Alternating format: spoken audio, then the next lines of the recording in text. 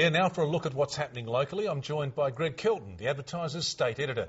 Well, Greg, thanks for your time. No worries, Ian. Now, the Advertiser's got a poll out tomorrow morning.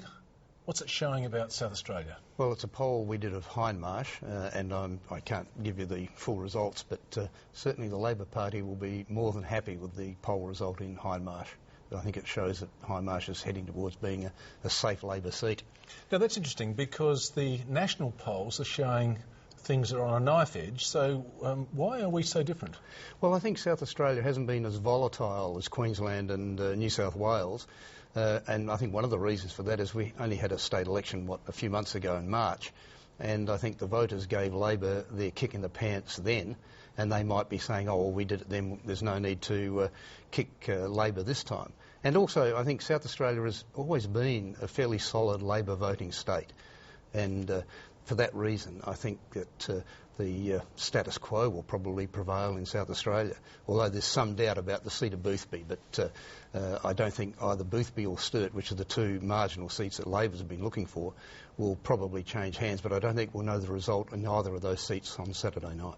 So you think it'll be close, but you're predicting no change in South Australia? Close, but no change, yeah. Now, you've been covering politics for a very long time. How does this campaign compare to the others? Well, it's been one of the dullest campaigns from the point of view that there hasn't been any real spark.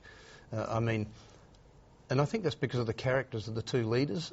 I've likened it to two elderly people sitting in exactly the same sort of car, driving down a two-lane freeway, and neither is prepared to put their foot down and get ahead because it might mean they might make a mistake. And they could crash. And they could crash and burn, so they're just sitting there watching each other, and virtually the policies are very identical on many issues, and you haven't got the character or the strength of character you had with, say, a Howard or a Keating or a Hawke. Julia Gillard and Tony Abbott are both just trying not to make a mistake. Well, what about South Australia in this election? It's almost seemed irrelevant. Do you read it that way? Well, Nick Xenophon virtually said so in a speech the other day to the Adelaide Rotary Club, which I covered, and he was saying that because we haven't got the marginal seats in South Australia like there are in Queensland or New South Wales and a couple of very extremely marginal seats in Western Australia, the leaders have been concentrating on those states, and Xenophon said we missed out as a result. How do you read the issue over the River Murray then? How do you think the two parties have handled that? Well, I think both have come up with interesting policies, but I tend to think that there's still some doubt as to how the coalition will handle the water issue, mainly because of Barnaby Joyce.